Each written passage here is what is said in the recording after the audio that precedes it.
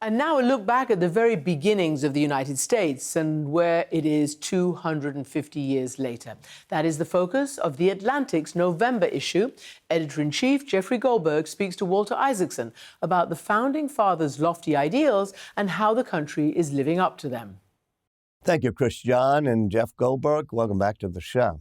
Thank you so much for having me. You and The Atlantic have just launched a series and a special issue for the 250th birthday of our nation. It's called The Unfinished Revolution. First of all, tell me why you call it unfinished. It'll never be finished.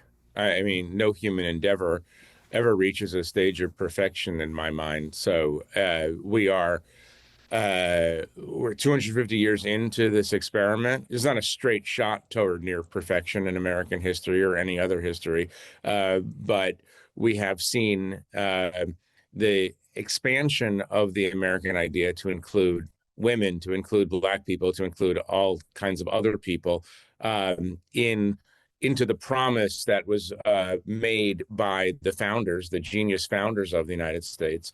And what I mean by unfinished is that we're always trying to figure out better ways to be a representative democracy. It's also unfinished. There's I guess you would say, a particularly unfinished quality to where we are right now, where in my mind and in the minds of a lot of other people, we're slipping backwards in many categories, including and especially in organizing a government by the people and for the people. If you take the long view, you realize that America goes up, America goes down. We go through periods of idealism, and we go through periods of cynicism like we're in right now. But, it's the task of every citizen to try to understand what their responsibility is as delineated by the founding documents and the founding fathers of our country. And that's what this issue tries to do. It sort of says, this is what happened. This is what it means. This is where we're going. And here are the challenges ahead. You just said that we generally progress, but sometimes we slip backwards, and we're slipping backwards now, you said. Yeah. I think on democracy you were talking about, rule of and by and for the people.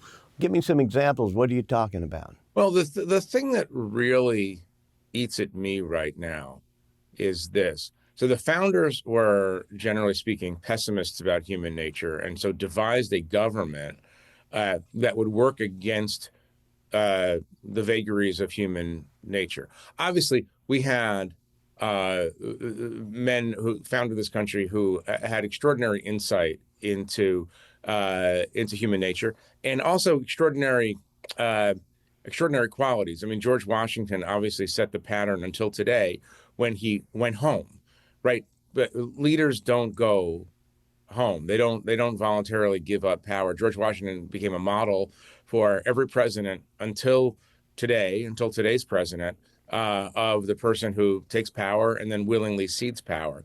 We're in a new situation right now, obviously. The thing that really gets me, though, is the separation of powers. They devised a system of separation of powers where each branch would check the power of the other branch. That only works if everybody takes on their proper role. And right now we have a situation in which Congress, in my mind again, Congress is not taking the power granted to it by the Constitution to actually be a check on executive power. So it works on paper, but it only really works if everybody plays their designated role. And what I don't understand about this moment, more than almost any other thing I don't understand about this moment, is why the leaders of Congress don't fulfill, it's not just fulfill their responsibilities, why don't they do the things that they can do, which is to check the executive? And so here we are. We're here where we are in large part because Congress doesn't do what it was meant to do. If you look at Watergate, why did Watergate end? Why did Nixon resign? Because the Republican leaders of Congress said to him, that's enough, thank you, but we'll take it from here. And we don't have that situation today, not by a long shot. one of the things that suffuses the Declaration of Independence is also at the core of the Constitution, and you just referred to it, which is a protection against authoritarian rule, a protection. They were trying to make sure that we didn't have a monarch again, and that's what the whole Declaration of Independence is about, and that's what they do when they balance it in the Constitution. Why are you fearing that we are now getting back to a more authoritarian executive? Well, because we elected a person who does not, it's abundantly clear, have the same respect for the restraints that previous American presidents have willingly taken on to advance the cause of representative democracy. He's just in a different mindset. I mean, every president loves power, and, to even run for president and think that you could do the job suggests that there's something, there's a screw loose anyway, right? But until this president, we have not experienced a person who has, frankly, authoritarian impulses and who believes that the government should be used as a weapon against his domestic political enemies. So we have that. And again, I come back to this. It's like the story of our moment is not simply the story of a man who believes that he has or should take privileges that previous presidents didn't think that they should take. The story is a system out of balance in which the people designated by the Constitution to check his power aren't checking his power. And again, this conversation could go into why are we in this moment, and I would say that the rise of reality TV and the entertainment internet complex and the rise of social media have lowered our resistance to the kind of populism that we see today. That we're inoculated against this kind of thing by the naturally slower processes that we had in our politics. But now that everything's at warp speed, and now that very, very, very bad and dangerous ideas can move around the world in a nanosecond, we're in a different thing, and Donald Trump takes advantage of those things. To what extent do you see the role of the press?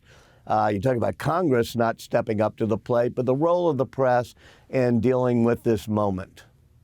I mean, without the press, we're finished, obviously. Authoritarians across the world understand that point, which is why they turn the press into the enemy of the people. Jefferson in particular, but many other of the founders understood the indispensability of a free press and the chaos that a free press brings. Remember that chaos that they worried about was a very measured, slow chaos by the standards of today. One of the things I would say is that, and this is sort of a commentary on the way the press itself behaves, we don't, as an industry, as a collection of oppositional people, we don't explain why we do what we do to people anymore. We just assume that everybody understands the valuable role of the press and the valuable role of the First Amendment in their lives. And I don't think that can be taken for granted anymore, especially when you have a president who actively argues against the existence of a free, untrammeled press. I'm really just throwing out here a bunch of ideas and questions. I don't know what to do yet. I do know that we have to, A, hold the line on what we do, but B, explain to people, especially people susceptible to propaganda from the anti-press side, why this is so important and why we do what we do. The third thing we can do, obviously, is try to get better at what we do and recognize our own faults and interrogate how we do things. But I think the press, I don't know where we would be without a free press today. We would be in a much more authoritarian position if we didn't have the free press right now. You call this series the Unfinished Revolution, you said, because in some ways we have to keep improving, that the arc is towards progress, but it recedes back and forth. a lot of flaws in the American thing. So it's a great balance. But President Trump has talked about, he put out an order in March called Restoring Truth and Sanity to American History, which declares over the past decade, Americans have witnessed a concerted and widespread effort to rewrite our nation's history, replacing objective facts with distorted narrative driven by ideology rather than truth. When you're trying to put together this issue, do you feel the push of this president and this administration trying to keep our history looking great, or do you see how you can do a balance? Look, there are three camps in America. I'm making this oversimplified, but there's three camps when it comes to understanding American history. There's what I think of as my camp, probably your camp, which thinks that America is a wonderful country, a wonderful experiment, that sometimes it's made bad mistakes. But the great thing about America is that we learn from our mistakes and then we get better. The expansion of rights is one example of that. And that we're so strong and self-confident that we can examine honestly the mistakes we've made in order to learn from them and just deal with them. There's another camp that is so brittle and fragile in its understanding of American history that they think you can't say anything bad about America at all, which is silly. I mean, it's just juvenile, right? That to criticize any aspect of America is to be anti-American. There's a third camp, and this is, on the hard left, that thinks America is uniquely evil in the world. I don't know much patience for it because it's so dumb. That America is a uniquely evil presence on the world stage. That's not for me. I'm in the middle group, which says that America is a wonderful experiment. It's a wonderful country worth saving and growing, and that we make mistakes and that we should fix our mistakes and acknowledge them. I find that to be a sensible middle ground, but that's where we are. And what you're seeing now when it comes to the National Archives, when it comes to the Smithsonian, even in culture, when it comes to the Kennedy Center, is you're seeing that camp of brittleness dominating the conversation, and that's not useful, and that's not what makes a country great. What makes a country great is a bunch of people arguing with themselves about what makes a country great and doing those things. So that's why we're in this weird moment. One of the things you have to deal with, of course, is slavery and the notion that Jefferson can write all men are created equal when he's enslaved 200 people, and there are 500,000 enslaved Africans in the colonies at that point. Annette Gordon-Reed takes it on real well in your issue, which is this question of how do you look at that but also see the progress made the 250 years since then. Tell me how Annette Gordon-Reed takes on that issue of all men are created equal and how we have to deal with that.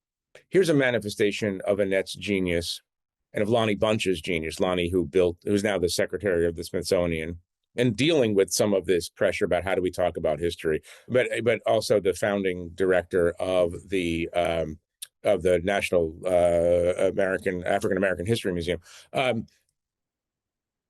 When you go to you can see Annette's theory brought to life in that museum. And there's a statue of Thomas Jefferson, in about 7-8 feet tall. Thomas Jefferson.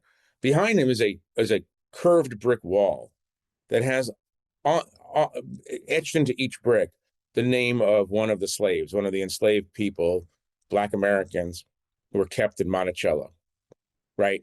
And the wall is higher than Jefferson.